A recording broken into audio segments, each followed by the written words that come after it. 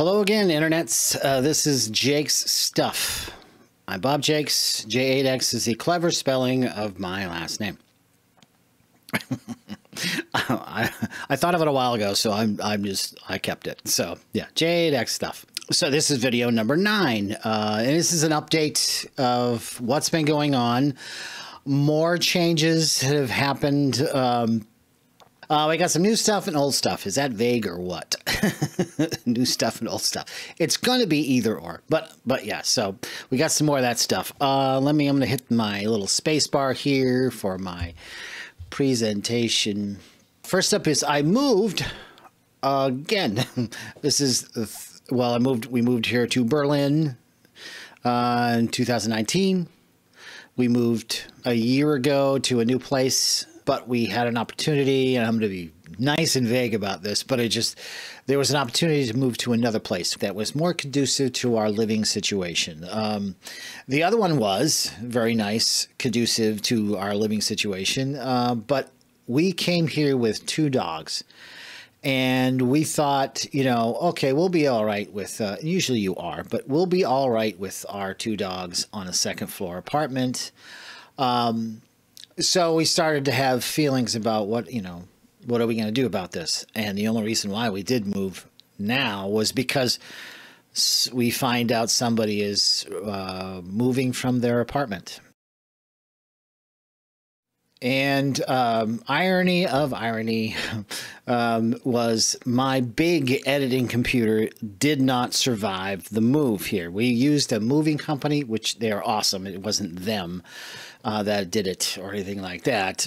We used them the last time we moved before that, and they were actually really good. And they put up with our little, things were forgetful or we didn't realize. So they were very good about that. So yeah, I had boxes for my computers, and I took the parts out and I, bubble wrapped this, and the boxes were actually the original boxes that the cases came in. So, I mean, everything was done. It just didn't survive the move. What didn't survive, it turns out, was the motherboard. There's a picture of it right there, the big old motherboard.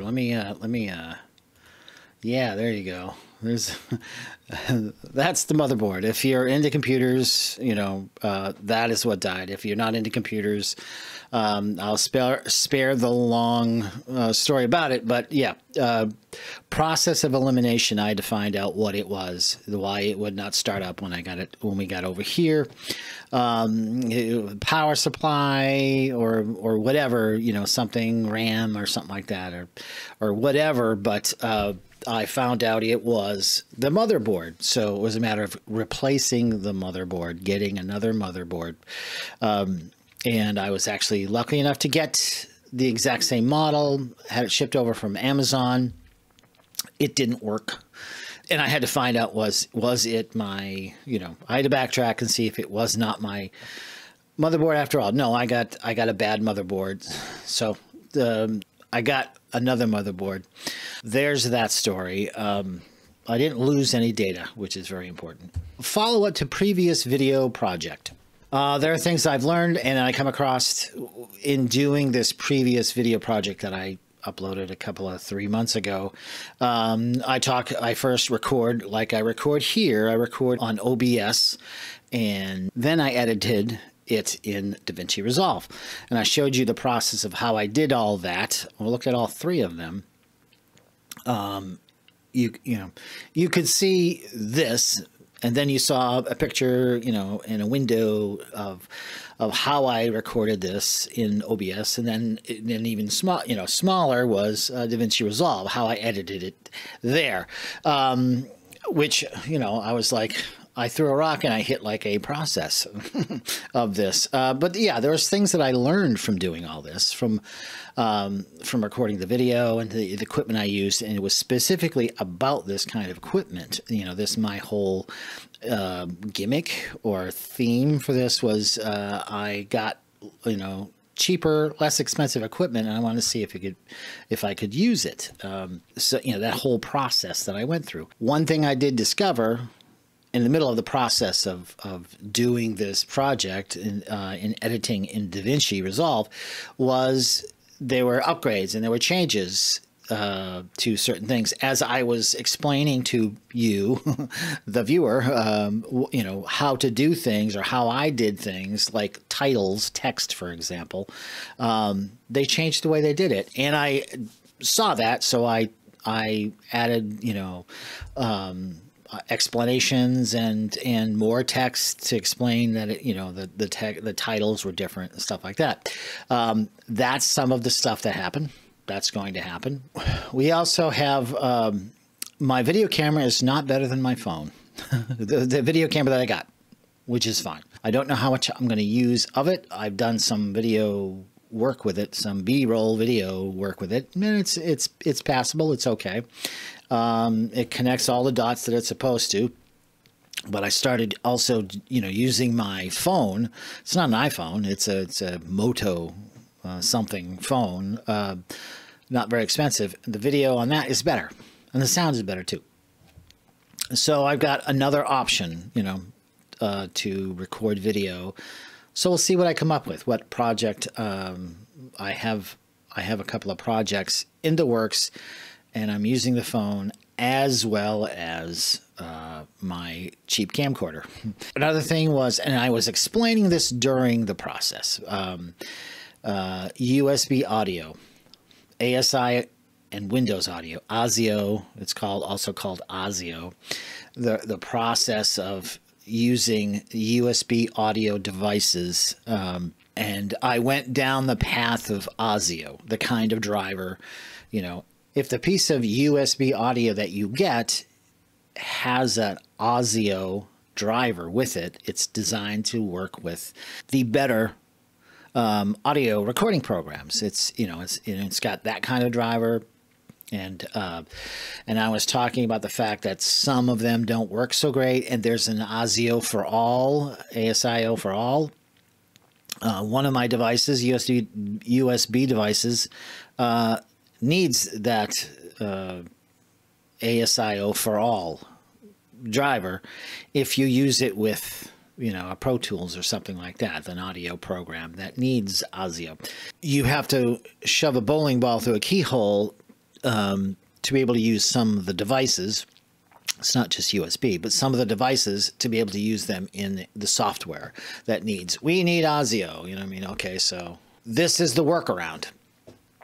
Well, there's also in USB, and I'm remembering that I didn't cover enough, and I'm answering a question that might not have been asked, but I didn't cover enough the fact that when you plug a USB audio device into a computer, Windows Audio, and Macintoshes actually as well, you know, they'll use their own driver for it, but Windows will load a driver, the standard Windows driver, for your USB audio device, and you can use it for most of the stuff. I'm using it right now for my USB microphone, which I'll go into later about what this one is.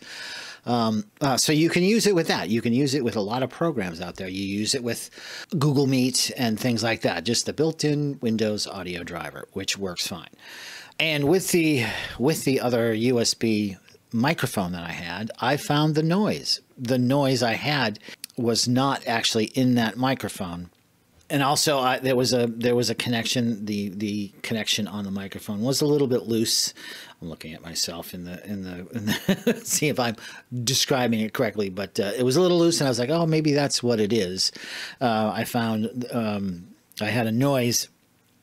As a result, I had to use noise suppression and noise gates to make it better, because I thought it was just the microphone was acting badly, and it wasn't. I had an audio cable that I plugged from one computer to the other computer to get the sound off of that computer when I was recording a thing. So the fact that you plug the sound from one computer to the other, there's a grounding issue, and a lot of times you'll get hum from those two devices being connected to each other. And I actually forgot about that in amongst all of this stuff going on, and I realized, oh wait, and I went and I unplugged the cable from the computer, and the noise went away. Ironically, at that time, I had been looking for another mic because of that. And I wanted to explore the fact, you know, if I had an option of getting a better microphone, the better ones I was looking at were like $200 and $300. And I wasn't prepared to spend that kind of money right now. And that wasn't the idea. See, that wasn't the scope of what I'm doing this for right now, is not to spend all that money just yet, unless it was a gift. But I found a microphone. Got a new mic. It is a Samson Q2U. It's the brand of it. I had been seeing some reviews about it. It's not a very expensive microphone. It was Amazon. It was in the €70 range, which I think with the number is the same in the dollar range. It's $70 or $80 or something like that. Depends on who you buy it from. And so, yeah, so this microphone, which is what I'm using now, actually, recently got it, and I got it through a stupid good deal with a gift card and something else. So I didn't pay that for it. So I was very lucky. There was a deal. So that's what I did. And I ended up getting a microphone. So this one, you can plug it in with a USB. This is a USB microphone, but it also has, and you can see the picture there. Let me show the whole screen.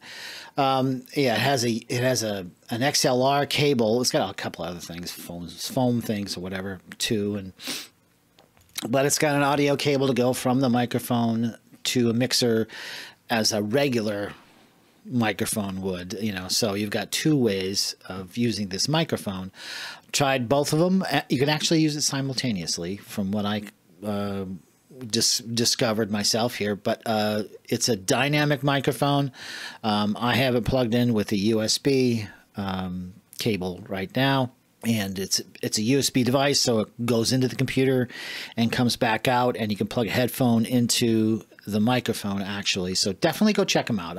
This is not a plug for them or anything like that, in a manner of speaking, you know, but it was a good deal that I got, so I decided to go for that. Okay, another thing is kind of random, the never-ending state of my Hackintosh. I made a Hackintosh computer on a PC, you know, the Mac OS. I put it on a PC, and it was one that was really good. My computer is really good. It's actually, I'm using the PC, the Windows side of this computer, and it's this computer, but it's on my Mac. My Hackintosh is the Mac side of this. Anyways, so nothing has changed with that, you know, after saying all that. I have another computer that's a little older. It's like I wanted to put it on that. But whatever reasons, it didn't happen. But I haven't really been focusing on that right now, because I was all fired up about doing that, but I haven't done that. I haven't done anything with it lately.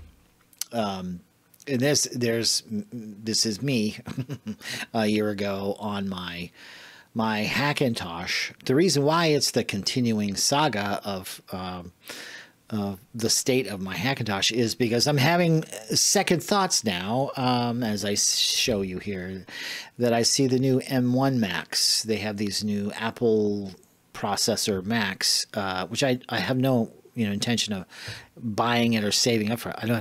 I have no intention of getting one. It's just that with these new M1 Macs, the game is changing. And the writing on the wall that I see is that you're not going to be able to have a Hackintosh or update to a newer version of the Mac OS operating system because of what's happening with the M1 Macs, where they're going. There's going to be a new operating system like now soon, the Monterey, it's called, just learned of this. So I think the Hackintoshes are going to be left behind because of that, and also the M1 processors in the Macs are very good, and they're coming out with faster stuff. You can get a little Mac Mini for $700. That's very powerful, you know, for what you want to use, and the new laptops are rather powerful. So that's what's going on with that. I'm just going to leave it the way it is for right now, unless I come up with some sort of other scheme. I don't know. Related to that, sort of, I got a new graphics. I didn't get a new graphics. I got my graphics card, the RX 580. You know, Meepsorp numbers and stuff like that. But I had a graphics card, and back in the States, my son had it. He's hung on to it. He's got a few of the things I still have over there. So, and also if you remember me talking about, I killed or fried a graphics card. So what I asked my son to do is if he could send me this graphics card, this RX 580 that I had, so I could use it in my Hackintosh. So it would be more, powerful or whatever. That's what it looks like. So in sending this graphics card from the United States over to Germany to me, there were customs charges. Okay, so people send things over, over here all the time, and a lot of the times, actually, I was reprimanded by an Asian seller on eBay because I listed the thing that I bought from him as something over $70. I said what it was, and I said the price of it, and he was very angry with the why did you do that? Why did you, say I didn't know I wasn't supposed to. Yeah, you always put something, something really low, and so that the customs charges wouldn't be that much. I'm like, okay, lesson learned. But my son sent it over, and obviously this is a little different. This is a graphics card, and the way things are nowadays, they could have examined it, and they could whatever they could do. So he just sent it over here, and he says what it was, a graphics card, and its value was at the time. Actually, he lowballed it even there. So the bottom line with that is that he sends it over here. Well, that's fine.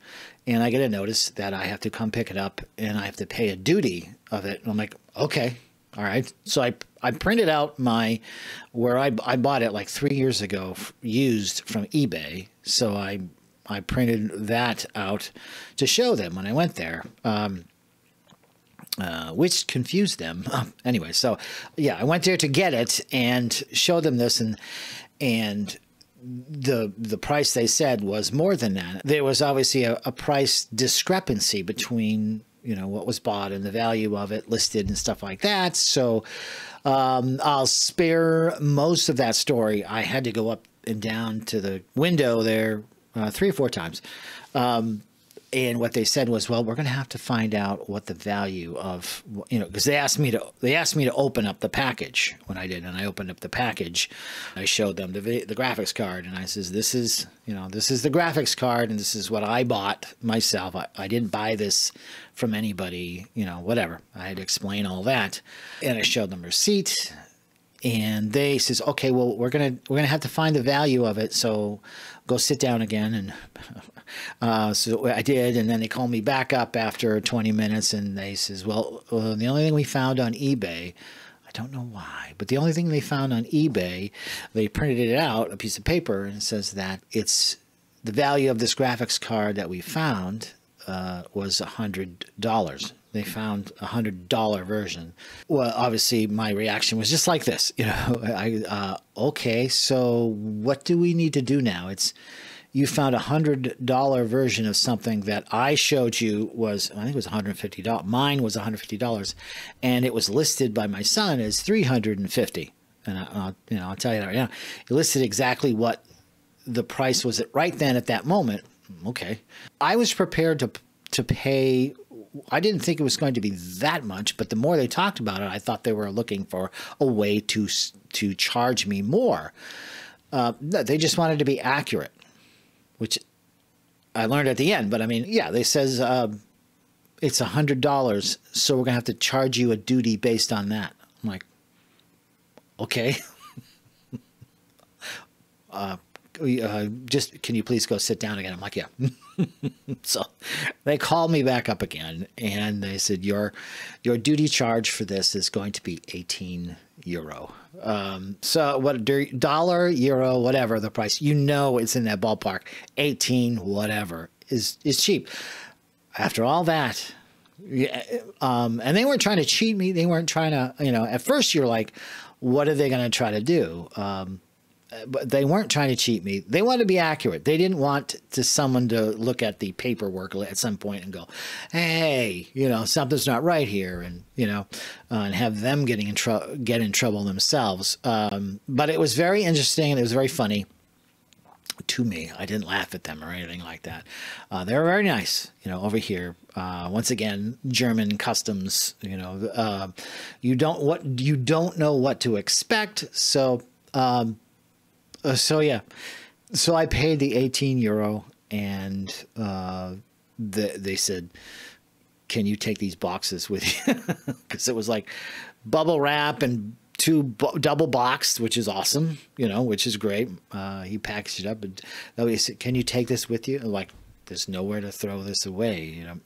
No, you have to take it with you. Even if there was, you have to take it with you. So I'm walking down the street with my graphics card in a box and other 2 boxes and bubble wrap, you know, trying to look for a dumpster, which I didn't find. So basically I went on the train. So that's my custom charges story. I thought, you know, I thought the worst. So it was fine. Rants. Okay. You know, everybody's got rants. I just want to post this rant because it happened recently. And, well, actually it happened recently where I said, this is stupid. I've had one of these for a while. We've had one of these. My wife and I have had one of these for a while.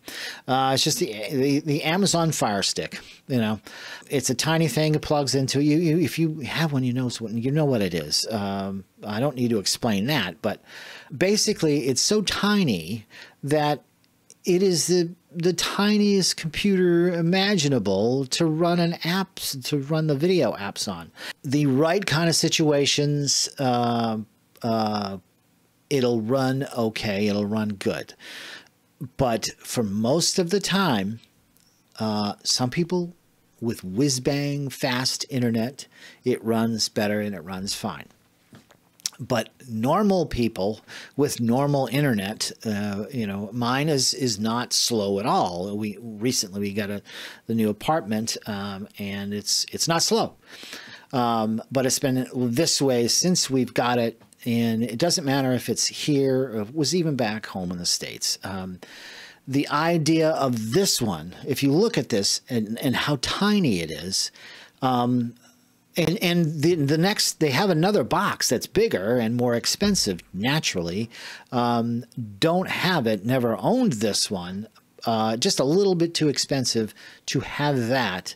Why isn't there something in between? Why isn't there something that is more usable? Because, you know, clicking the remote control to open a program, it's ungodly long. And I know if you actually are watching this and you're like, you know, stuff happens and, you know, this happens and that happens and there's nothing you can do about it, whatever. Yeah, this is true.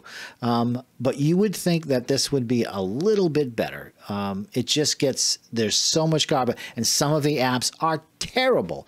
Discovery Plus, I'm looking at you, you know what I mean? Some of these apps are terrible because some of the other apps are fine, you know? They load up because they're supposed to. There might be something a little bit more going on in some apps than the other ones. Extra duty, because they'll play a video preview of something when you go into the app, which you have to disable that and have fun with that, disabling that little whatever. So yeah, so this Fire Stick is my rant. It's pretty much the bane of my existence.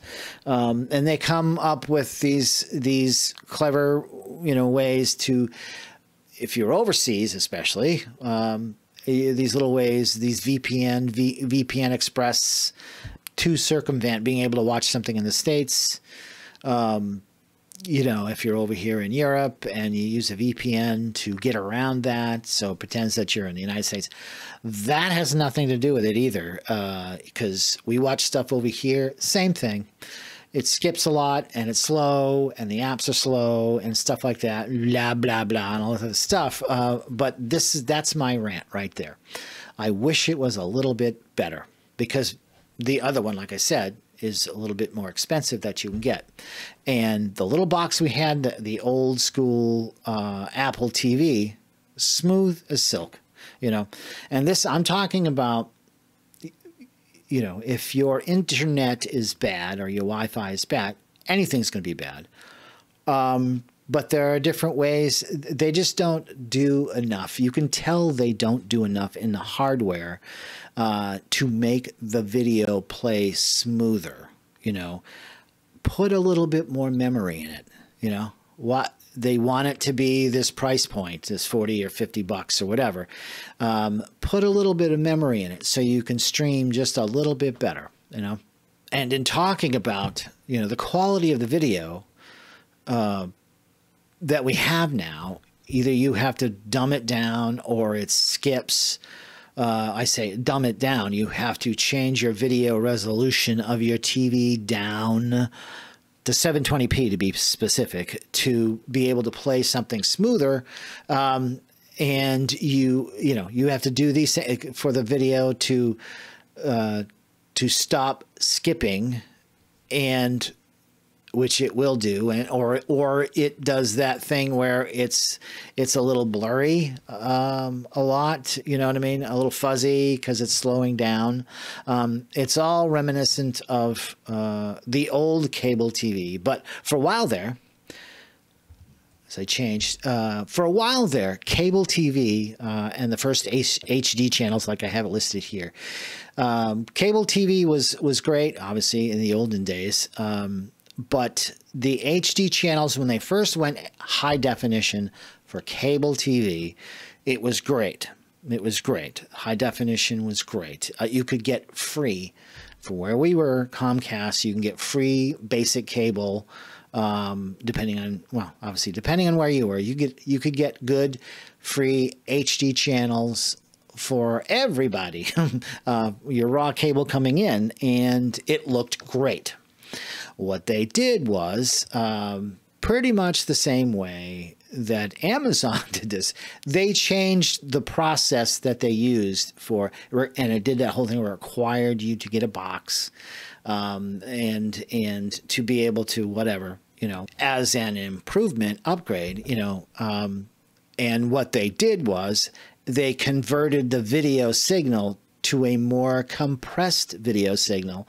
It was noticeably worse. Even high def was worse because they crunched it up more, and that's a whole other thing. People will talk about it, but it's all reverting back to crappy video. You know, HD, well, this is the point, is that, you know, even with cable TV and HD channels, a lot of them are crap, you know. So that's why I was going there, was how it's relating to, you know, the quality of video that you get nowadays, you know, and what had to do with, you know, when they changed over everything to be able to compress, to smush your video signal down to most of them. You will get these pay-per-views or whatever, premium channels that can be better, really true HD. But most of the time, for the regular channels or the whatever, they crunch it down pretty badly. So that was my rant. It was about Fire TV, and it was about how, you know, it's not changing. It's just, it's getting worse. Next up, I bought some foam acoustic material, as it says here. As you can see in back of me, and I just attached it to the wall, just whatever, and I'm going to do other things. I backlit it a little bit so you could see it. This stuff that I bought here, in Germany, you can get a pretty big piece of it, and I got a big piece of it. It's 100 by 200 centimeters.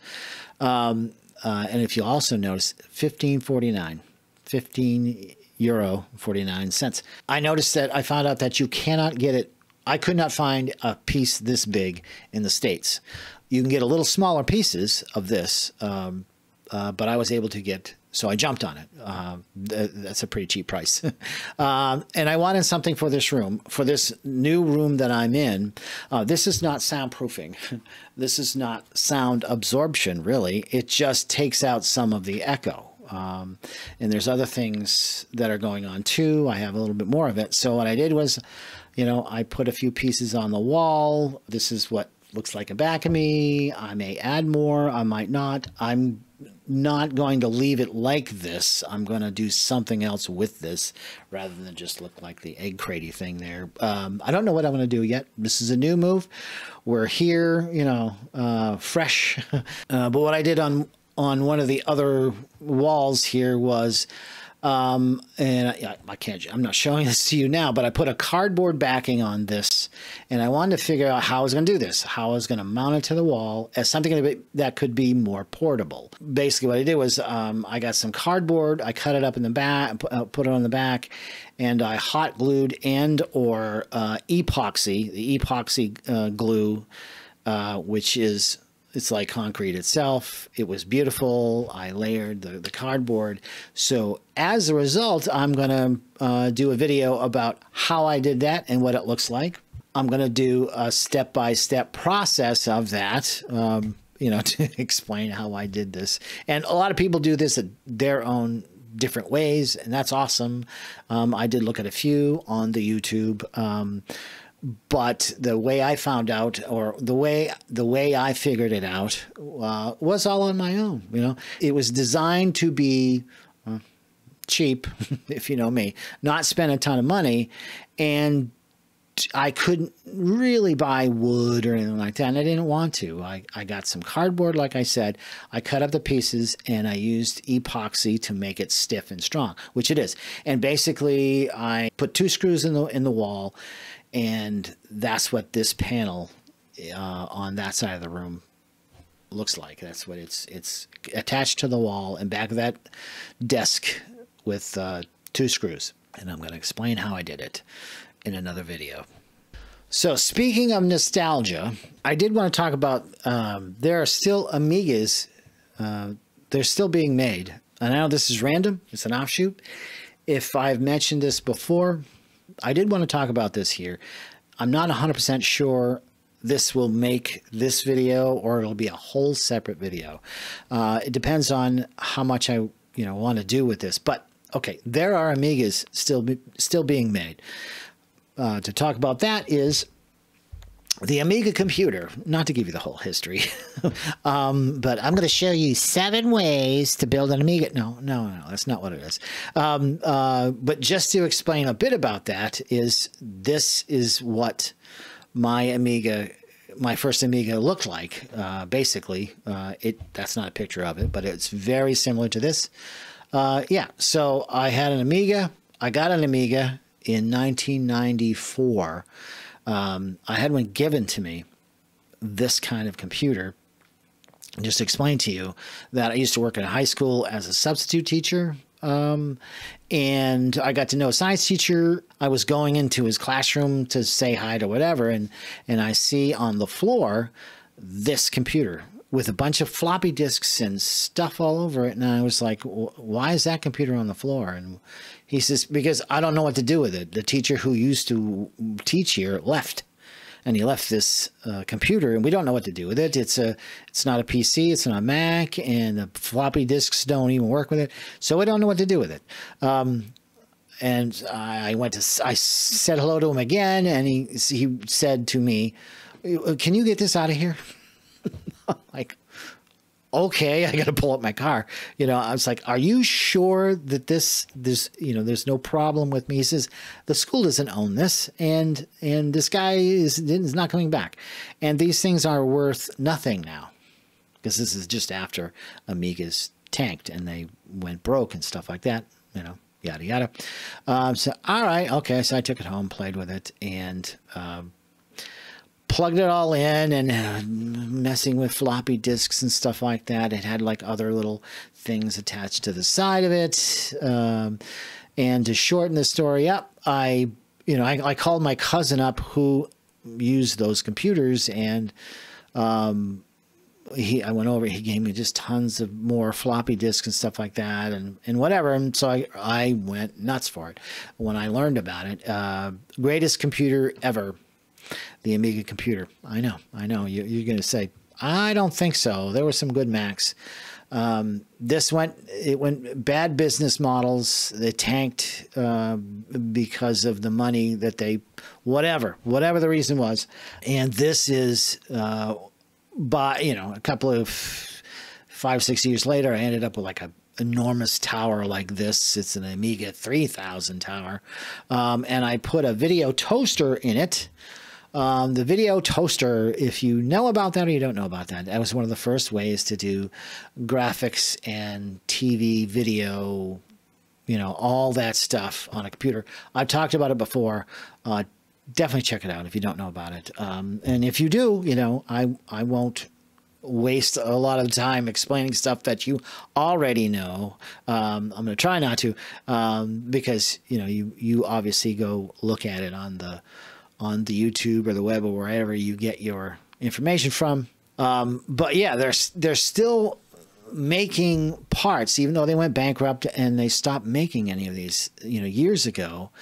There are these companies and these people that will outsource and crowdsource or whatever you want to call it, and they'll make these parts to either upgrade or make brand new whiz-bang fast versions of the Amiga. This one here is called the Vampire, and I believe this one, you put it inside an old Amiga computer instead of the CPU, and it's got this really fast CPU on it, much faster than it ran back then. So just consider everything, you know, 30 years ago, the speed of everything, you know, 386s, 486s, and the Macs, you know, the little Mac, Apple Macs and stuff like that, whatever. But yeah, so you made it ridiculously fast. You could either, you know, replace parts in an Amiga computer, or you could replace and emulate an Amiga with this little box, like this, you know, a little box like this that, you know, specifically, not 100% sure that this was something that you put inside. I don't think so, but it runs an emulated Amiga in this little tiny box, which runs, you know, whatever speed it runs at, you know, but there's your Amiga right there. And they haven't built into keyboards. Maybe I'll throw up another picture of that when I start editing this. I actually have an emulator on my computers that emulates the Amiga. It's obviously, when it's emulated on a stupidly fast AMD processor, you know, it is stupidly fast. I knock it down in speed to, there's an old video game that I play on the Amiga. Every now and then I'll pull it up, but it's my Amiga emulator for the PC. To plug it, it's called Amiga Forever. I still keep that updated. You know, I still update the software for it every now and then. But you can get just to go there, you can get free open source emulator for the Amiga. For everything, you can get an open source for something that's old enough. The UAE Amiga emulator, they got stuff like that. So that's one of the things I wanted to talk about. So we'll see if it makes this cut here, this J8X Stuff video, or it's a whole separate thing. I don't know. We'll see. Check out the Rail Kings band. And the reason why I say that, check out the Rail Kings band if you live in the States. If you're watching from Germany, I'm not sure they'll come here, but the Rail Kings band, check them out if you live in New Hampshire. The reason why I say that is because I used to be in the Rail Kings, and they went on hiatus, but they're back. They were recording and making some videos, and they actually gone to play out again. This is not that playing out again, but this is the lineup now. In the center there is Tony Tamacchio, awesome guitar player. Bill Clark is on bass, and his brother Rob Clark is on the keys. And we got Dana in the back playing the drums, and I like your diffusers you got there too, by the way. And he's got sound deadening over the windows too. Anyways, not to go there, but yeah, check them out if you're in New Hampshire. If they're playing somewhere, they actually, by the time I make this video, they've played in Concord, New Hampshire at Area 23. So hopefully you got to see them or see if they're going to come back.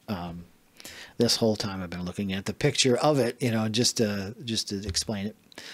Facebook, they're on Facebook, facebook.com/railkings. That's their logo of the train, which is very cool. We always had this train theme. So it's good to see the boys playing again. Really good. Anybody that can play in a band now that is playing out, it's awesome. And until next time, thanks for watching this video. If you did, I'm going to have a few more videos coming out when I can. And obviously, once again, to explain, obviously I cut up my videos a lot. With the editing and stuff like that, I go crazy with the editing. If I say something wrong, I cut it out and I say it again. Or I say it again, then I cut it out. Probably what I'm going to do with this. Yeah, and you may see, I think I said this before too, I'm not sure, but you may see different camera things going on. You might see a different shirt. You might see, and there was a couple other videos that I did that I didn't like the back, and it was too dark, and I've been messing with this camera to find a good balance of white balance. But anyway, so thanks for watching, and we'll talk to you soon.